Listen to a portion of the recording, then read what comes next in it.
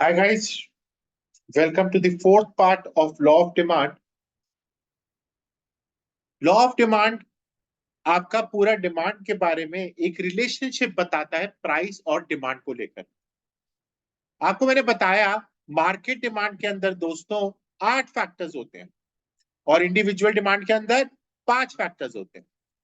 Factors के नाम price of goods, price of related goods, इसके बाद इनकम ऑफ द कंज्यूमर, आपके taste and preference, expectations in the price in future, next आपके changes in population, आपका determination of income जो income distribution, और last में आपका पॉपुलेशन हो गया, डिस्ट्रीब्यूशन, हाँ, वेदर एंड सीजन एंड ये आपके सारे के सारे फैक्टर्स थे। अब यहाँ पर लॉ ऑफ डिमांड ये कहता है कि आपके बीच में एक इनवर्स रिलेशनशिप है, मतलब एक बढ़ेगा तो दूसरा घटेगा, पर होता सिर्फ प्राइस के पॉइंट ऑफ व्यू से, ध्यान रखना। मतलब प्राइस ऊपर डिमांड नीचे, प्राइस ऊपर डिमांड नीचे, प्राइस नीचे डिमांड ऊपर। क्या ये बात समझ में आ गई? प्राइस ऊपर डिमांड नीचे, प्राइस नीचे डिमांड ऊपर, ये कौन सा रिलेशन है? इनवर्स। कौन सा रिलेशन है? इनवर्स। सो यहां पर एक क्वेश्चन आता है, what do you understand by ceteris paribus? क्या है बेटा question? What do you understand by ceteris paribus? इसका मतलब क्या होता है? Keeping other factors constant, keeping other factors constant. This is also known as the first law of purchase. क्या बोलते हैं दोस्त? First law of purchase. अब हमारे पास कीपिंग अदर फैक्टर्स कांस्टेंट का मतलब क्या होता है? Price of the substitute goods do not change. दूसरा, price of complementary goods remains constant, price of income remains the same, and there is no expectations in the price of future. Taste and preference remains the same, चाहे कुछ भी हो। अब आप देखिए यहाँ पर आपके सामने बना हुआ है लॉ ऑफ डिमांड क्या कहते हैं? प्राइस नीचे डिमांड ऊपर, प्राइस नीचे डिमांड ऊपर। More and more units are demanded, then the price of the commodity falls. तो demand curve is downward sloping. ये क्या दिखाता है? ये आपका इनवर्स रिलेशनशिप बताता है किसके बीच? प्राइस और क्वांटिटी डिमांडेड के बीच। क्या ये बात समझ में आ रही है दोस्तों? पक्का जी? प्रॉमिस? यस। अब why other factors are kept constant? This is something important. अब हमारे पास जब हम फैक्टर्स को कांस्टेंट लेते हैं तो ये कहते हैं कि all the factors are kept constant, जहां पर हम लोगों को ये जितनी भी चीजें आपकी price of goods, price of related goods, income of the consumer, expectation, ये सब कांस्टेंट इसलिए रहती हैं दोस्त क्योंकि लॉ ऑफ डिमांड की एक्चुअल पोजीशन आपकी सिर्फ प्राइस के साथ होती है। प्राइस नीचे डिमांड ऊपर, प्राइस ऊपर डिमांड नीचे। अगर आपको असली पोजीशन दिखानी है तो सिर्फ और सिर्फ किसके साथ होगा? सिर्फ प्राइस के साथ होगा, अदर फैक्टर्स के साथ नहीं। क्या ये बात समझ में आ गई? क्यों डिमांड के साथ ही हो रहा है पर प्राइस का रिलेशन हो रहा है। वो कहता है कि बाकी ये जो तेरे अदर फैक्टर्स है ना, जिसमें वो आते हैं अपनी complementary goods, substitute goods, income of the consumer, ये सब नहीं रखे जाएंगे चाहे कुछ भी हो जाए। So next we move to law of demand के कुछ फैक्ट्स। बेटा there is an inverse relationship जिसके बारे में हमें पता होना बहुत जरूरी है। ये कहता है कि प्राइस और क्वांटिटी डिमांडेड इनवर्सली रिलेटेड है। क्या मतलब? प्राइस बढ़ेगा तो डिमांड कम होगी, प्राइस घटेगा तो डिमांड, क्या बात है, प्राइस घटेगा तो डिमांड बढ़ेगी और प्राइस बढ़ेगा तो डिमांड घटेगी। ये क्वालिटेटिव रिलेशनशिप है। ये आपकी सिर्फ और सिर्फ आपकी डायरेक्शन ऑफ चेंज के बारे में बताता है, ये आपके मैग्नीट्यूड ऑफ चेंज के बारे में नहीं बताता। क्या मतलब इसका? ये क्वालिटेटिव मतलब आपके सिर्फ रिलेशंस के बारे में बताता है, डायरेक्शन के बारे में। ये आपके मैग्नीट्यूड ऑफ चेंज, कितना चेंज हुआ, कैसे चेंज हुआ, नहीं बताएगा। ये कोई भी प्रोपोर्शनल रिलेशनशिप के बारे में नहीं बताता। जैसे फॉर एग्जांपल अगर आपका प्राइस 10% से बढ़ रहा है, हो सकता है आपकी क्वांटिटी डिमांडेड 4% से कम हो सकता है आपकी जो क्वांटिटी डिमांडेड है 5% से कम हो। लाइक फॉर एग्जांपल मैं आपको एक छोटा सा एग्जांपल देता हूँ। ये आईफोन है, आईफोन का प्राइस 1 लाख रुपए था, अब इसका प्राइस 80,000 रुपए हो गया। इसका मतलब यहाँ पर 20% का डिक्रीज हो गया। अब हो सकता है 1 लाख लोग पहले ले रहे थे, अब 2 लाख लोग ले रहे हैं। ये क्या हो गया जी? ये 50% इंक्रीज हो गया। अब ये कोई प्रोपोर्शन रिलेशनशिप जरूरी नहीं कि ऐसा ही हो, कोई जरूरी नहीं है कि ऐसा हो, ज्यादा भी हो सकता है, कम भी हो सकता है। आपने नोकिया 3310 का एक मोबाइल है, छोटा सा आता है येलो कलर का, वो प्राइस आपने 1000 रुपये कर दिया 3000 से, यहाँ ठीक है, आपने कितना कम कर दिया, आपने 66% प्राइस कम कर दिया। ठीक है, तो आपके यहाँ पर पहले क्या होता था, 50 लोग खरीदते थे, अब 80 लोग खरीद रहे हैं। अरे भाई सिर्फ यहाँ पर 60% के आसपास इंक्रीज हुई डिमांड, कुछ नहीं हुआ। समझ रहे हो, तो ये कोई प्रोपोर्शनल रिलेशनशिप के बारे में नहीं बता।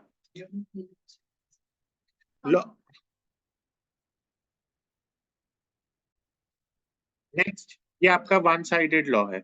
लॉ ऑफ डिमांड हमेशा वन साइडेड है, ये सिर्फ आपके प्राइस के बारे में बात करता है, ये कभी भी डिमांड को लेकर नहीं चलता है, डिमांड के ऊपर चीजें नहीं बदलती, आपका ये सिर्फ प्राइस के ऊपर बताता है। ये आपके प्राइस, ये आपके डिमांड के चेंज के ऊपर कुछ भी बात नहीं करता है। नेक्स्ट इज डेरिवेशन, ये हम पढ़ चुके हैं अपने पिछले वाले चैप्टर में, तो ये मैं दोबारा रिपीट नहीं कर रहा। बट जो मेरे को सबसे इंपॉर्टेंट टॉपिक आज करवाना था, जिसके चक्कर में ये मैंने क्लास रखी है, वो क्या है, what are the reasons for law of demand. Law of demand हमें बताते हैं, सबसे पहला है law of diminishing marginal utility. वो कहता है as we consume more and more units, the utility derived from each successive unit goes on decreasing. इसका मतलब क्या है कि आप जो भी डिमांड खाते रहेंगे, लाइक फॉर एग्जांपल, मम्मी ने पहली रोटी दी, बेटे को मजा आया, उसने कहा मम्मा आई विल गिव यू 20। दूसरी रोटी दी, बेटे ने बोला आई विल गिव यू 16। अब ये क्या हो गया बेटा, जैसे जैसे तू खाना खाते रहेगा ना बेटे, वैसे वैसे तेरी यूटिलिटी कम होती रहेगी। यूटिल क्या होता है, तेरी सेटिस्फैक्शन, तेरी सेटिस्फैक्शन कम होती रहेगी। तूने पहला चीकू शेक पिया, तेरे को मजा नहीं आया, तूने दूसरा चीकू शेक पिया, तुझे मजा नहीं आया, मतलब मजा आया पर तेरा मजा कम होता गया। मैंने सॉरी फिर से बोल देता हूँ, फिर से रिपीट कर रहा हूँ। तूने पहला ग्लास जूस पिया, तुझे मजा आया, तूने सेकंड ग्लास जूस पिया, थोड़ा कम मजा आया, तीसरा ग्लास पिया, फिर मजा कम आया, चौथे में ब्रो तेरे को पॉटी आई। ठीक है, सो यहाँ पे कंज्यूमर, तू सुसु ले ले, as a result consumer will not be prepared to pay the same price. हाँ बोलो। Next, substitution effect. सब्स्टिट्यूशन होता है substituting one commodity in place of other. When one price of the commodity falls, it becomes cheaper as compared to the substitute, तो आपकी demand बढ़ेगी। मतलब दोस्तों, Pepsi ने स्कीम निकाली, 20 रुपए की पेप्सी 10 रुपए में मिलेगी, तो आपका क्या हुआ, पेप्सी की सेल बढ़ गई, और आपके जो कोक है उसकी डिमांड घट गई। ठीक है, आपके पास इनकम इफेक्ट, आपकी इनकम बढ़ेगी। अब देखिए, डाइट में वो लोग जाते हैं दोस्त जो अमीर होते हैं। ठीक है, वो लोग डाइट पे जाते हैं जो लोग अमीर होते हैं, तो वो क्या खाते हैं, वो खाते हैं ग्लूटेन फ्री, ठीक है, गिल्ट फ्री, ऐसी ऐसी आइटम है जो बड़ी महंगी महंगी सी होती है, चिया सीड्स। वैसे तो सब सस्ता होता था एक जमाने में, पर अब जस्ट बिकॉज ये ट्रेंडिंग उसमें आ गया तो इसलिए इसकी चीजें बढ़ चुकी हैं। सो इनकम इफेक्ट क्या होता है, when the real income changes, when the price falls, it increases the real income. As a result, he can purchase more of the given commodity. Isha ने बाय करी 4 चॉकलेट 10 रुपए की। If the price of the chocolate falls, then Isha can buy 5 chocolate due to increase in the real income. Next, additional consumers. जब आपके पास नए नए consumers आते हैं जो पहले प्राइस में पोजीशन में नहीं थे चीजें खरीदने को, now they are able to buy it. इसके बाद डिफरेंट यूजेस, अब कमोडिटी के अलग अलग यूजेस होंगे, तो आप क्या करेंगे, तो आपके प्राइसेस इंक्रीज होंगे और users gets restricted and demand for less important users gets reduced. ठीक है, तो जो इंपॉर्टेंट चीज है उसी के साथ चलोगे, जो इंपॉर्टेंट नहीं है वो नहीं चलोगे। नेक्स्ट, आपके पास कुछ एक्सेप्शंस होते हैं जो आपकी इनवर्स रिलेशनशिप के बारे में बताएं, उनको हम बोलते हैं exceptions to the law of demand. आपके पास सबसे पहला एक्सेप्शन क्या है, जिफिन गुड्स। ये होते हैं सबसे important special kinds of inferior goods, जहां पे consumer they spend the large amount of his income and their demand rises with the increase in price and demand falls. जैसे फॉर एग्जांपल आप खुद देख लीजिए, जिफिन गुड्स वो गुड्स होते हैं जिनके हल्का सा भी प्राइस कम हुआ तो इनकी डिमांड खत्म हो जाएगी। इनका डिमांड बढ़ा रहे, इनका प्राइस बढ़ा रहे तो डिमांड इनकी हमेशा रहेगी। जैसे बाजरा, प्राइस घटने से इनकी डिमांड खत्म हो जाएगी। ये जैसे फॉर एग्जांपल बाजरा है, एक लाला की दुकान पे बाजरा है और एक मान्य की दुकान पे बाजरा है। अब लाला की दुकान पे बाजरा 3 रुपए किलो है, और माने की दुकान पे बाजरा 10 रुपए किलो है, किसका बाजरा खरीदेगा? नहीं खरीदेगा, क्योंकि यहाँ पर तू खरीदेगा लाला की दुकान पे, तुझे फ्रॉड लगेगा, क्योंकि तेरे को लगेगा लाला गंदा माल बेच रहा है और मान्या सही माल बेच रही है। तो इसे क्या कहते हैं? जिफन गुड्स। आप कभी कभी प्रॉपर्टी डीलर के पास जाते हो, प्रॉपर्टी डीलर आपको सस्ती डील आता है, आपको लगता है कुछ फ्रॉड होगा इसके अंदर, फ्रॉड नहीं होता, वो जेन्युइन होता है, पर आपको सस्ते आइटम की आदत नहीं होती। जैसे फॉर एग्जांपल मेरे पास लोग जो आते हैं उनको लगता है कि मैं इतनी फीस लेता हूँ तो कम से कम बकवास पढ़ाता हूँ। हाँ, जिफिन गुड्स, सच में उनको लगता है एक्सपीरियंस नहीं है इसलिए ऐसे फीस दे रखी है, सच में ऐसा होता है। इसीलिए मेरे वहां पे मयूर विहार में बोलते हैं कि आप अपनी फीस बढ़ाओ, नहीं फीस आप वहां पर कहते हैं फीस कम करो, नोएडा में बोलते हैं फीस बढ़ाओ, क्योंकि वहां पर तो 1500 देने में हालत खराब हो जाती है लोगों की, वहां पे नहीं 2000 देने में हालत खराब हो जाती है, भाई वहां पे नहीं दे पाते लोग। नहीं नहीं, वहां पे नहीं है लोगों के पास पैसा इतना, वहां की परचेजिंग पावर बहुत कम है। नेक्स्ट आते हैं स्टेटस सिंबल गुड। अब खुद देखना, हमारे लोटस पनाश में कितने लोगों के पास भले जेब में खाने को पैसे ना हो, पर उनके पास क्या है? क्या है? उनके पास नीचे घर, नीचे गाड़ी बेसमेंट में स्कॉर्पियो खड़ी है, या एक्सयूवी 700 खड़ी है, या उनके पास क्या खड़ी हुई है? मर्सिडीज। तो ये स्टेटस सिंबल लेते हैं लोग। अच्छी गाड़ी क्यों लेते हैं? स्टेटस दिखाने के लिए, सोसाइटी में दिखाने के लिए। लोग गोल्ड क्यों लेते हैं? गोल्ड गोल्ड, जो आंटियां वो सेट पहन कर आती हैं पूरी शादियों में, क्यों? एकदम से सोने से लदी होती हैं, मुझे लगता है आंटी पप्पी ले रही है।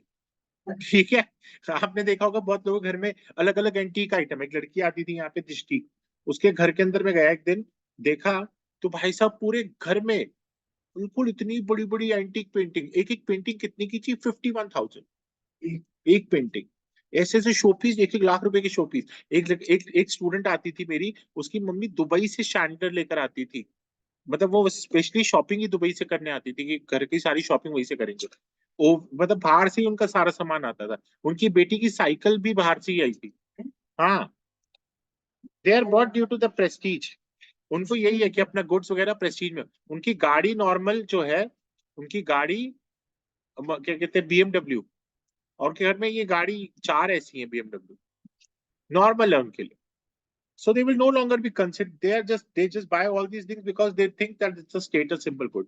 गुरुद्वारे जाते हैं तो सिट्रियन में जाते हैं, एक गाड़ी है सिट्रियन, और बाकी जो घूमते हैं तो उसमें बीएमडब्ल्यू, और कभी गलियों में निकालनी होती है तो सियास। तो उनके पास तीन ऐसे ऐसे गाड़ियां उन्होंने रखी हुई है। पर जहाँ पे स्टेटस की बात आती है तो बीएमडब्ल्यू। नेक्स्ट आते हैं शॉर्टेज पे। If the consumer expect the shortage और scarcity, then they would start buying more and more of a commodity in the current period. The consumers demand more due to the fear of rise in prices. जैसे आपकी famine, war, they consume demands at higher prices due to fear of shortage. जब कभी भी आपको लगता है ना कि माल कम होने वाला है, शॉर्टेज है मार्केट में, तो आपके एक्सेप्शन होने शुरू हो जाती है demand. Ignorance, consumers may buy more of a commodity at a higher price when they are ignorant of the prices prevail. जब लोगों को पता नहीं होता कि आलू का प्राइस क्या है तो लोग कुछ भी प्राइस में खरीद लेते हैं।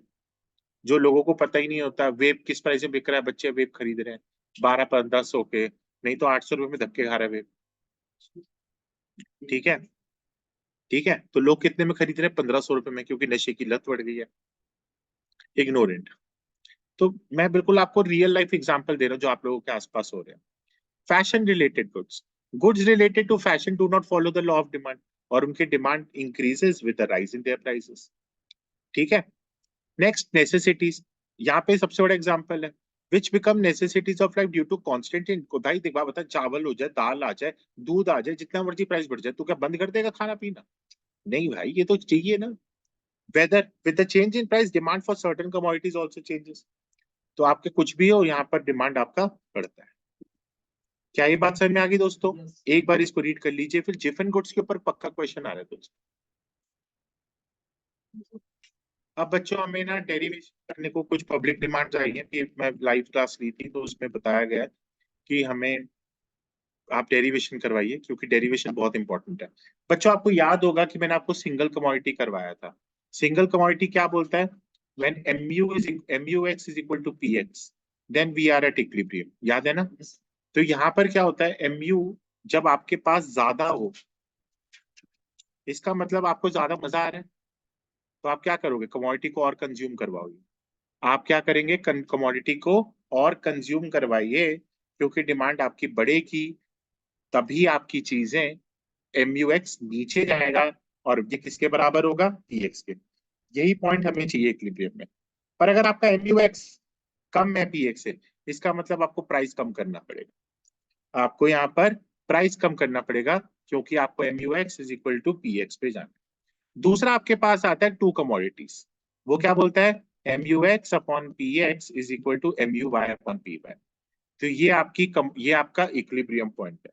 इसका मतलब क्या हुआ कि आपका ये पॉइंट है जहां पर आपको सेटिस्फेक्शन मिलेगा और गैसम मिलेगा। ये दो कमोडिटी का है। MUX अपॉन PX अगर आपके पास MUY अपॉन PY से ज्यादा होगा, यहाँ पर आपका X में ज्यादा आपको मजा आ रहा है, Y से ज्यादा, तो consumer is going to buy more of X। और दूसरे वाले में Y में आपको ज्यादा मजा आ रहा है, तो you will buy more of Y। ठीक है, तो ये आपकी डेरिवेशन थी। तीसरा मेरे पास आज जो है मेरे को करवाना है लास्ट टॉपिक, आपके डिफरेंसेस। हमने बाकी के पीछे वाली क्लास में सब कवर कर लिए थे। Now we are just going to cover the differences. Movement along the demand curve सिर्फ आपकी किसी वजह से चेंज होता है, प्राइस की वजह से चेंज होता है, keeping other factors constant. Shift in demand curve क्यों होता है, आपके अदर फैक्टर्स की वजह से। नेक्स्ट आपके पास क्या आता है कि ये मूवमेंट में आपके पास अपवर्ड मूवमेंट और डाउनवर्ड मूवमेंट होती है, और शिफ्ट इन डिमांड कर्व में आपकी लेफ्टवर्ड और राइटवर्ड शिफ्ट होता है। मूवमेंट अलोंग डिमांड कर्व में हमारे पास इंक्रीज और डिक्रीज होता है प्राइस, और शिफ्ट इन डिमांड कर्व में आपके अदर फैक्टर्स की वजह से होता है। तो change in quantity demanded, when the demand quantity demanded changes due to the change in price, it is known as change in quantity demanded. When the demand changes due to change in any other factors, this is known as change in demand. यहाँ पर आपकी movement होती है upward और downward, यहाँ पर आपकी rightward और लेफ्टवर्ड शिफ्ट होता है।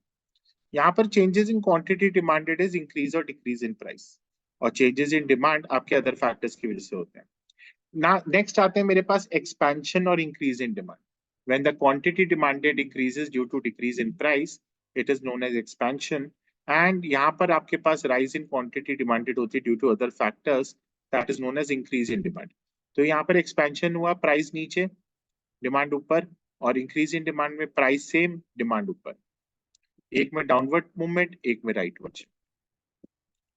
अब आते हैं आपके पास कॉन्ट्रैक्शन, प्राइस बढ़ा डिमांड घटी। यहाँ पर कॉन्ट्रैक्शन का मतलब आपको याद होगा, मैंने आपको याद दिलाया था लास्ट क्लास में, यहाँ पे कॉन्ट्रैक्ट हो रहा है, प्राइस ऊपर जाता है डिमांड नीचे हो जाती है, तो there is an upward movement. और इसके बाद आपका इंक्रीज इन प्राइस की वजह से होता है, डिक्रीज इन डिमांड आपके फॉल इन डिमांड की वजह से, आपके अदर फैक्टर्स में ये लेफ्टवर्ड शिफ्ट होता है।